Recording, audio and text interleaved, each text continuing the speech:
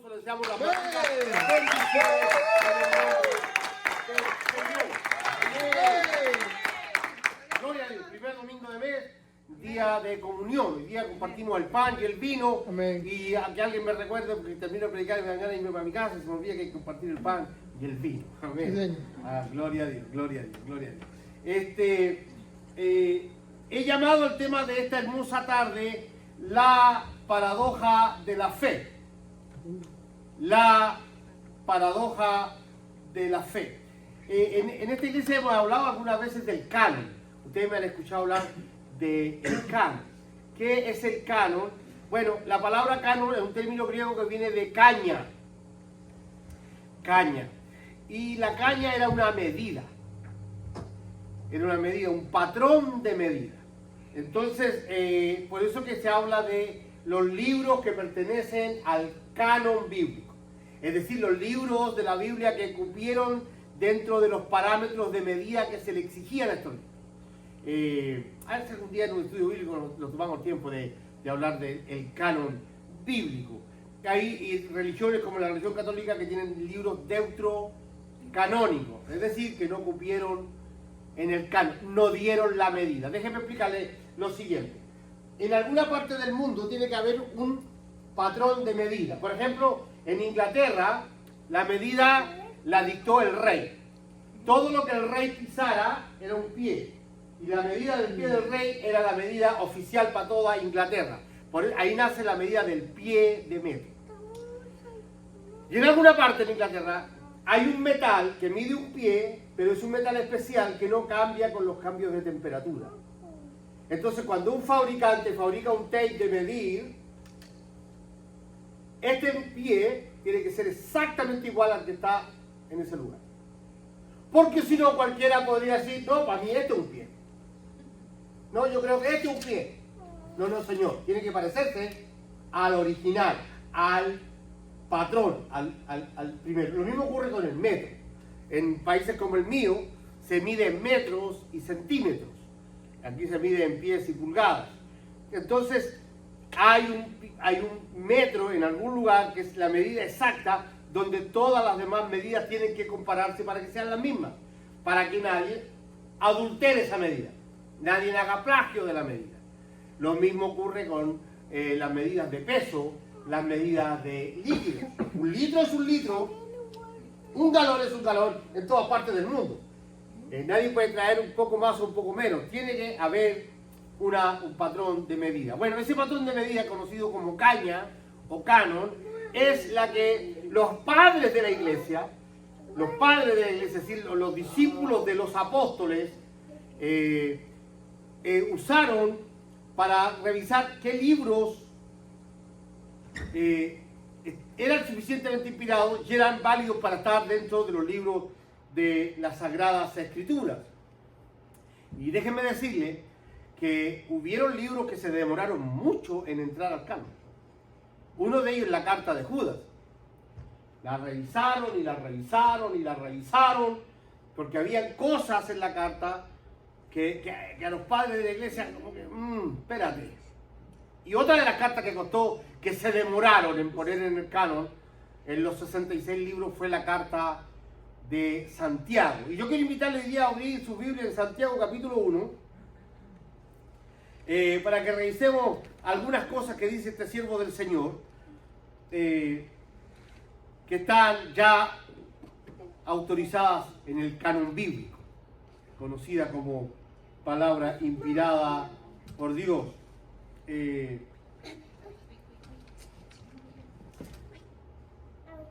Uno de los errores que a veces se comete, yo no sé si usted ha escuchado esto, que hay gente que dice que para entender la palabra de Dios hay que pedirle sabiduría a Dios. Yo he conversado con algunos hermanos respecto a la necesidad de estudiar de manera formal teología. Yo he animado a algunos pastores jóvenes, sobre todo, y a algunos hermanos, oye, tienes el talento, tienes el llamado del Señor, ¿por qué no te matriculas en algún seminario online o presencial para que potenciar tu llamado, potenciar tu vocación espiritual? Y me han dicho, no es necesario. Para entender la Biblia lo que necesitamos es que Dios nos dé sabiduría. Yo le pido a Dios sabiduría y Dios me da la sabiduría para entender su palabra. Y yo le digo, ¿y en qué te apoyas para decir eso? Y me dice, bueno, Santiago dice que el que te falte de sabiduría se la pida al Señor. Vía Santiago capítulo 1, por favor, verso 5. Santiago 1, 5. Y si a alguno de ustedes le falta sabiduría, que se la pida a Dios, quien da a todos abundantemente y sin reproche, y le será dado. En ese texto se basan algunos hermanos para decir que no necesitamos estudiar teología de manera formal, porque el que quiera saber de la palabra, que le pida sabiduría a Dios. Hermano, el problema es que cuando ponemos el texto dentro de su contexto, el texto dice algo totalmente diferente. Y vamos a aprovechar de revisar este texto en su contexto para que entendamos por qué hemos llamado al tema de hoy la paradoja de la fe. Santiago es hermano de Cristo, conocido también como Jacobo. Y este Jacobo, hijo de José y María, sépase, y que lo sepan los que me están viendo a través de Facebook, que José y María tuvieron hijos e hijas, dice la Biblia. Y después de Jesús, el mayor de los hermanos es este Santiago, que no habían, los hermanos de Jesús no creían en Cristo hasta después de su muerte. Después de la venida del Espíritu Santo, que estos se incorporan a la iglesia. Y es increíble que Santiago, no increíble, pero es bastante curioso que en poco tiempo Santiago llegó a ser uno de los más altos dirigentes de la iglesia en Jerusalén. Y Santiago, este hermano de Jesús, está escribiéndole una carta a la diáspora. ¿Ha oído hablar de la diáspora? La diáspora se le llama a aquellos judíos que tuvieron que salir de Israel y autoexiliarse en otras naciones. Ya hay una diferencia de planteamiento entre algunos teólogos, porque algunos piensan que esta carta fue escrita cuando muere Esteban, en el periodo de la muerte de Esteban, que comienza la gran persecución a la iglesia cristiana. Después de la muerte de Esteban, había un hombre llamado Saulo de Tarso, judío, que pertenecía a la secta de los fariseos, que promovió y motivó a los judíos para perseguir a la iglesia cristiana de manera descarnada. Pero hay otros teólogos que creen que esta carta fue escrita después del año 70, cuando Tito, el general romano, invade Jerusalén, destruye el templo, y entonces muchos judíos cristianos tienen que huir a autoexiliarse en otros países, y eso se conocen como la diáspora judía.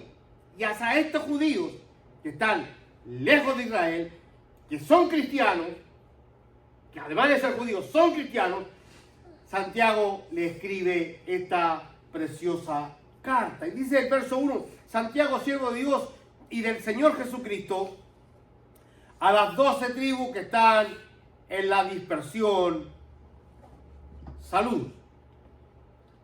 Qué bonita la forma que el hermano de sangre de Jesús se pone bajo la autoridad de su Señor, siervo de Dios y del Señor Jesucristo.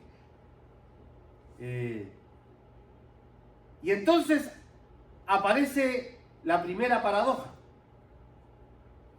Tengan por sumo gozo, hermanos míos, cuando se hallen en diversas pruebas. ¿Cómo es posible que Santiago le esté diciendo a estos hermanos cristianos judíos que sientan gozo de estar siendo probados? Las pruebas, cualquiera que sea la índole, siempre genera presión. Y yo me imagino que Angie, cuando está en el colegio y le dicen que va a haber un test, que va a haber un examen escrito o un examen oral respecto a alguna materia, eso pone presión. Esta gente tuvo que salir de Israel, estaban viviendo en el exilio, estaban viviendo complicados, se tuvieron que adaptar. Bueno, muchos de los que estamos aquí sabemos lo difícil que es dejar su país para venirse a un país distinto, con un lenguaje distinto, con una cultura distinta. Y a veces pasa algún tiempo en que echamos de menos, no nos acostumbramos y las cosas parece que no funcionan. Ahora, esta gente tiene un problema peor. Estos cristianos que están recibiendo esta carta, siendo judíos, porque a causa de una mala interpretación de la Biblia, a causa de una mala interpretación de la ley, estos judíos entendían que un hombre enfermo o un hombre pobre, una mujer enferma o una mujer pobre, era una persona castigada por Dios. Y era tan fuerte esta enseñanza, y era tan fuerte esta práctica en la iglesia judío-cristiana, que cuando usted revisa la carta con detenimiento, se va a dar cuenta que a la gente pobre de esa iglesia, a la gente enferma, la sentaban allá atrás, la marginaban, discriminaban. Y dice el texto de Santiago que cuando llegaba gente al culto bien vestido, con ropa elegante, con marcas, cuando estaba la hermana esa con el bolso, Louis Vuitton con el reloj Cartier, esos hermanitos que les gustan no voy a decir nada mejor porque me voy a meter en un lío, pero a ellos los sentaban en la primera fila, a ellos los sentaban en los primeros asientos. Hacían una tremenda diferencia entre el que estaba económicamente bien, o físicamente bien, o anímicamente bien, con aquel que tenía problemas de salud o problemas económicos. Y entonces, naturalmente, estos hermanos sufrían, se desanimaban, se desmotivaban. Y seguramente que más de alguno de ellos empezó a sentir la necesidad de quedarse en su casa. ¿Qué sentido tiene congregarme si aparte de haber dejado mi país, aparte de estar en una tierra extraña, con gente extraña, aparte de tener tantas complicaciones sociales en la calle, en el trabajo, más encima en la iglesia, donde quiero encontrar refugio, también soy marginado, también soy desplazado, también soy mirado como insignificante? Y Santiago, para alentar a estos hermanos, les dice, cuando estén siendo probados, sientan gozo. Cuando las cosas no estén saliendo como ustedes quieren que salgan o como debieran salir, lo que tienen que hacer es gozarse. ¿Por qué? Bueno, Santiago lo explica. Porque quiero detenerme en algo, no habla de una prueba. La forma que tiene Santiago de consolar a esta gente es terrible, porque ni siquiera habla de una prueba, dice cuando estén en diversas pruebas.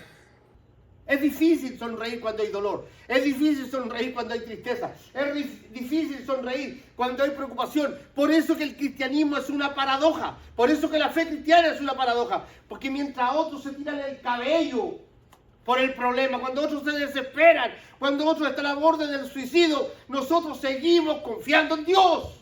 Amén. Seguimos creyendo que nuestra vida está escondida en Él y que no nos va a dejar, que no nos va a abandonar en medio del problema. Santiago dice que la prueba es una herramienta en las manos de Dios para trabajar con nuestro carácter. Verso 3, sabiendo que la prueba de su fe produce paciencia y que la paciencia tenga su perfecto resultado. Mire, escúchame. La fe del cristiano está ligada al carácter del cristiano. La gente sin Cristo tiene carácter solamente. El carácter de un cristiano es distinto al del mundo, porque el carácter de un cristiano tiene que ver con lo que cree. Nuestras reacciones y nuestras acciones dependen de cuánto creemos y cómo creemos. ¿Me está siguiendo con la idea? Santiago dice, cuando estén en diversas pruebas, mantengan el gozo, porque cuando Dios prueba la fe, es para que tengan paciencia. Déjeme decirle algo. ¿Sabe cuando los hombres y las mujeres de Dios no tenemos paciencia? Cuando estamos afectados por nuestro orgullo y nuestra soberbia. ¿Me escuchó? No fui claro, se lo digo de nuevo. nuestro orgullo y nuestra soberbia nos hacen ser impacientes, porque estamos convencidos que nosotros somos el centro del universo, el centro de la familia, el centro de la ciudad de San Robert, el centro de la ciudad de Whiteville, y cuando yo digo algo tiene que ser ahora ya. Qué falta de respeto, caballero. Que las cosas no se hagan como yo digo, que no se hagan cuando yo digo. Y Dios, tratando con mi carácter, me dice: mira, soberbio, bájale 2 rayitas. Mira, soberbio, baja 2 marchas al camión. Que yo voy a trabajar con tu carácter. Te voy a enseñar a esperar hasta que yo demuestre el resultado. Es trabajando con mi carácter. Es enseñándome a sonreír cuando veo que las cosas no funcionan. Enseñándome a creer cuando las cosas no están como yo quiero. Es difícil. Pero Dios está modelando el carácter de su pueblo. Hermano, yo no sé si usted sabe, pero somos pueblo del Señor. Él es nuestro Padre. La prueba de su fe produce paciencia, y que la paciencia tenga su perfecto resultado para que sean perfectos y completos sin que les falte nada. Cuando habla de no les falte nada, no está hablando de cosas materiales. El texto en su contexto está hablando de que a nuestra fe o a nuestro carácter no le falte nada. ¿Cómo reaccionamos frente a la humillación? ¿Cómo reaccionamos frente a la injusticia? ¿Cómo reaccionamos frente a los imprevistos? ¿Cómo reaccionamos cuando las cosas no salen? Inclusive, hermano, muchas veces nos examinamos y decimos: Señor, estoy orando, te estoy buscando, me estoy congregando, estoy siendo, Señor, comprometido con mi ofrenda en la iglesia. ¿Por qué me pasan estas cosas? Y la pregunta debe ser: ¿y por qué no? ¿Por qué a ti no? ¿Por qué a mí no? Sobre todo cuando vemos a gente, hermano, más bendecida que nosotros. Por ejemplo, ¿usted cree que puede en este momento haber alguien más bendecido que el hermano José Santana? Está de vacaciones, hermano. Anda por allá en Texas tranquilito. Cuando muchos lo llamarán por teléfono para decir 2 o 3 cosas, pero él por último corta y sigue de fajate. Carro nuevo. ¡Aleluya! Cuando las cosas no funcionan, Dios está trabajando con nuestro carácter, con nuestra fe, con nuestro compromiso. Así que cuando se trata de que no le falte nada, se refiere a nuestra fe, a nuestro carácter. Y entonces Santiago dice: si alguien no entiende por qué está siendo probado, si a alguien le cuesta entender por qué está pasando por lo que está pasando, pídale a Dios sabiduría, pero no para entender la Biblia, sino para entender por qué está siendo probado. Es una pregunta válida, Señor. No estoy pidiendo que arranques de mí la tormenta. Solo te pido: explícame por qué estoy en medio de una tormenta. Señor, no te pido que deje de llover. No te pido que me dejes un paraguas. Yo estoy dispuesto a mojarme, Señor. Pero, por favor, dime por qué. ¿Hay una razón? Y dice que Dios sí responde. ¿Cuántos creen que Dios responde? Amén. Dios tiene una respuesta para nosotros. Santiago está planteando esa paradoja.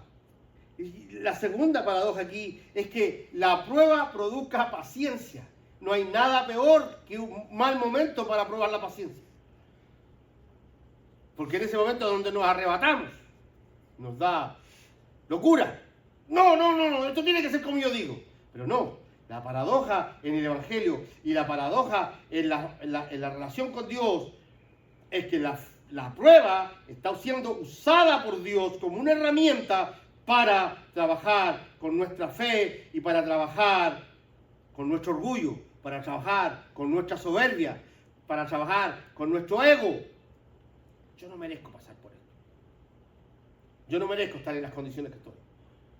Dios tiene que trabajar conmigo. Dice la Biblia, amado mío, que el más grande de los predicadores, llamado Pablo, tuvo una enfermedad hasta el día de su muerte. Y que en 3 oportunidades le dijo al Señor que se la quitara. Y las 3 veces la respuesta fue: bástate mi gracia, porque mi poder se perfecciona en tu debilidad. Amén. Y Pablo reconoce en una de sus cartas diciendo, Dios permitió que Satanás me abofeteara para que yo no me enalteciera.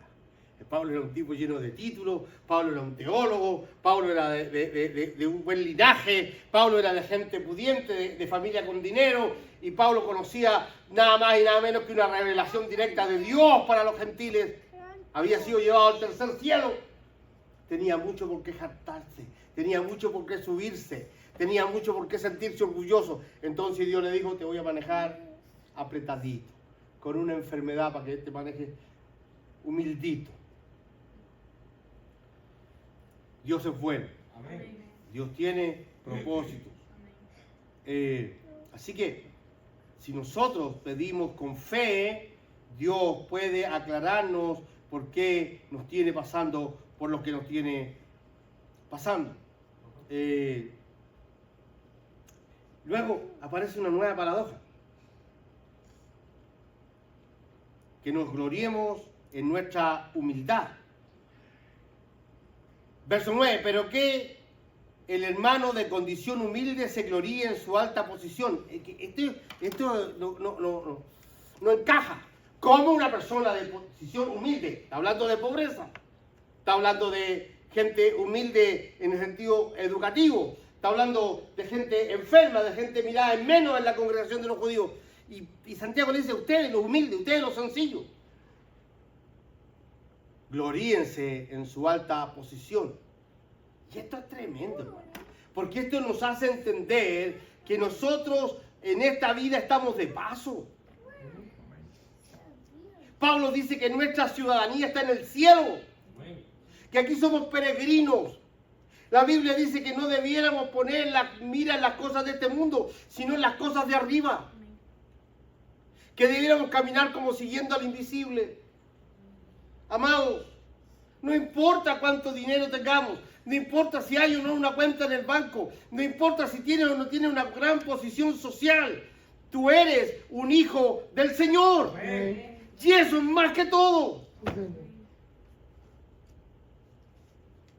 Hermano, no nos confundamos. Porque aquí Santiago se me vuelve un poco socialista. Se me hace casi demócrata.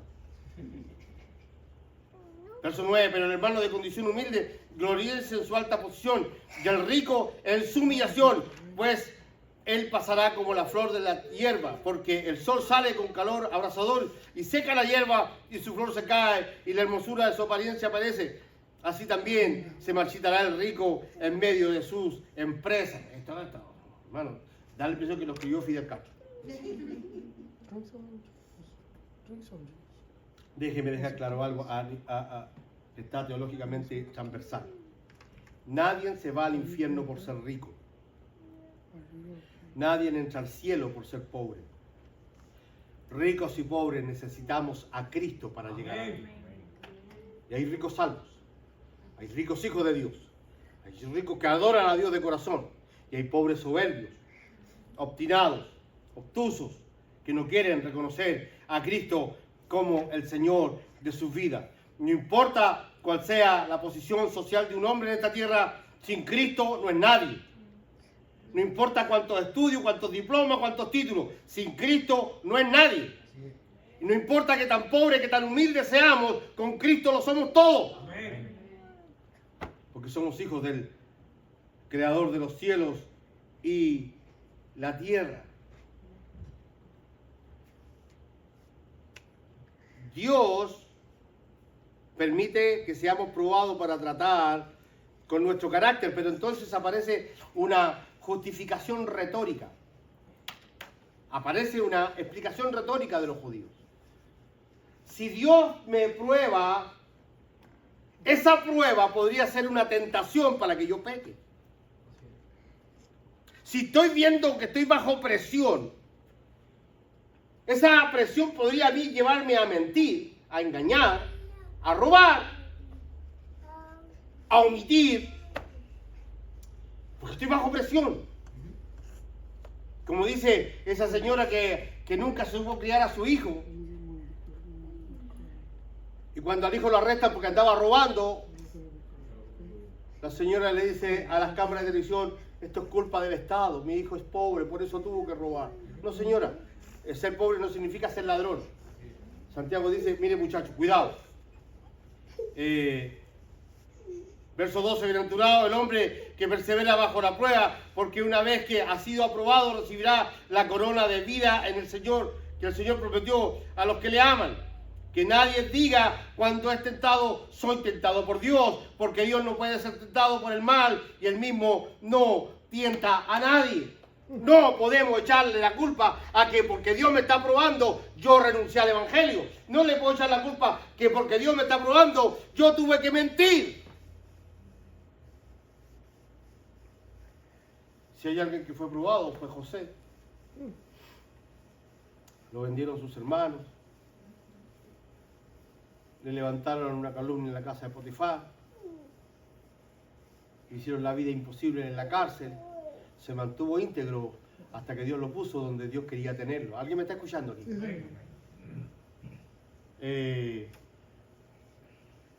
No podemos culpar a Dios. ¿Sabe por qué? Dice Santiago. Y esta es la paradoja. A pesar de que Dios me está probando, tienen que entender algo. Todas las cosas buenas provienen de parte de Dios.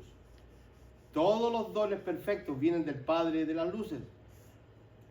Cada uno de nosotros es tentado a causa de lo que anda trayendo dentro. Son nuestras pasiones. Es mi pasión la que cuando estoy frente a un problema me hace pensar que es la justificación para que yo haga lo que quiero. Es mi pasión, mi pecado, el que hace que yo actúe de manera incorrecta y le eche la culpa a Dios. O le eche la culpa al de al lado. Eso pasó con Adán. Adán, ¿qué pasó? Esa es la vieja que tú me diste. Yo no te la pedí. A ti se te ocurrió que yo necesitaba una compañera. Mira lo que hizo. Mira en el lío que me metió la doña, que no fue capaz de asumir su responsabilidad. Le echó la culpa a Dios. Esta vieja que tú me hiciste. Yo no quería, pero ella insistió. Entonces yo le dije, Eva, ¿alguna explicación? ¿Para qué mandaste esta culebra para acá? La culpa es de la culebra. Y al final de cuentas la culpa es tuya, porque tú dejaste echar la culebra al huerto. O sea, al final la culpa era de Dios. Nosotros a veces hacemos lo mismo.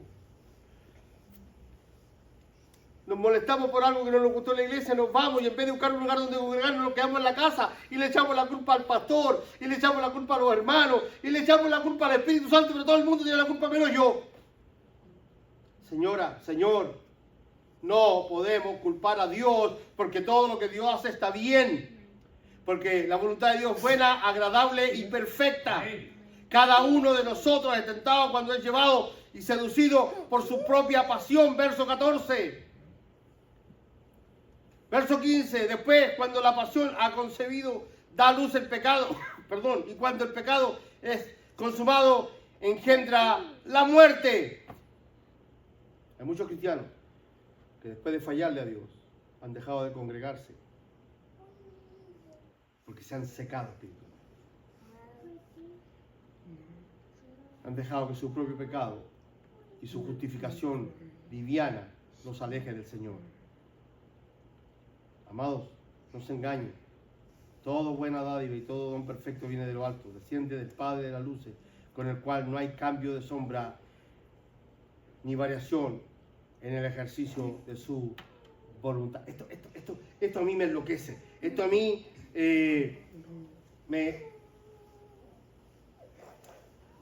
lo hemos dicho, pero hay que repetirlo porque esto me vuelve loco, esto me gusta mucho. Porque me da la impresión con esto de que conozco un poquito a Dios. Dios no es emocional. Nosotros sí. Dios a nosotros nos hizo seres emocionales. Por eso que cuando cantamos a veces se nos llenan los ojitos de lágrimas. Por eso que cuando adoramos y reconocemos su grandeza y de dónde nos sacó, nos emocionamos. Y es válido, es bueno. Debiéramos emocionarnos. Cuando vemos a un hermano llegar, cuando llega gente nueva a la iglesia, nos motivamos. Eso es bueno. Pero Dios no es así. Dios no Se emociona. Mira lo que dice Santiago. Amados hermanos míos, no se engañen. Toda buena dádiva y todo un perfecto viene de lo alto, desciende del Padre de las luces, con el cual no hay cambio ni sombra de variación en el ejercicio de su voluntad.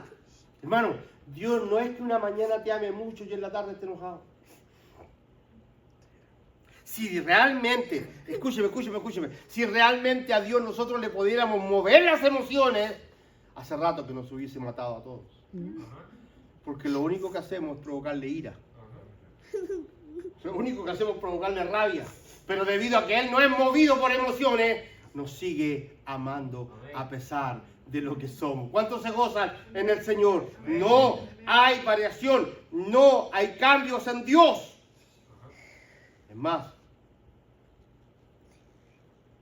Él nos hizo nacer en Cristo. Él nos hizo nacer por la palabra de verdad para que fuéramos las primicias de sus criaturas. No vine a nacer en Cristo. Él me hizo nacer en Cristo. Él se propuso hacerme su hijo. A mí no me nació ser su hijo. Yo no vine en pos de Él. Él vino en pos de mí. Yo nunca lo amé. Él me amó primero. Eso nos debiera dar la tranquilidad que si realmente soy su hijo, porque a Él le plació hacerme su hijo, no importa las circunstancias que esté pasando, Él siempre estará conmigo. Mira, hay gente dentro del cristianismo inclusive que no entiende esto, y ya con esto estoy cerrando. He conocido mujeres que se han metido en un matrimonio y han terminado sacando al marido y llevándoselo con ellas. Eso no solo pasa en las telenovelas mexicanas, pasa en la vida real. El problema es que esta misma señora después le dice a uno, pastor, ayúdame a orar porque Dios prospere mi relación. ¿Cómo Dios va a bendecir la relación si te robaste un marido? Y a mí no me importa si eres cristiana, pero no puedes hacer eso. Así no funciona. ¿Alguien me escuchó? Hay hombres que se han enojado con el pastor de la iglesia y se han ido con la mitad de la congregación. Y han formado su propia iglesia. Y después quiere que Dios bendiga su ministerio. Dios no puede bendecir tu ministerio y te robaste las ovejas de otro. Hello. Así no funciona. Así no funciona. Nosotros somos servidores de un Dios santo. Y nuestro carácter refleja lo que somos en Cristo. Así que, estando seguros de que Él nos ha salvado, estando seguros que Él nos ha llamado, estando seguros de que Él nos sacó de muerte a vida y que todas las cosas que vienen de Él son buenas, agradables, perfectas, maravillosas, no importa la circunstancia que esté viviendo, mi Dios sigue siendo mi Dios. Amén. Y yo siendo su hijo. Póngase de pie para que nos acerquemos a la mesa del Señor.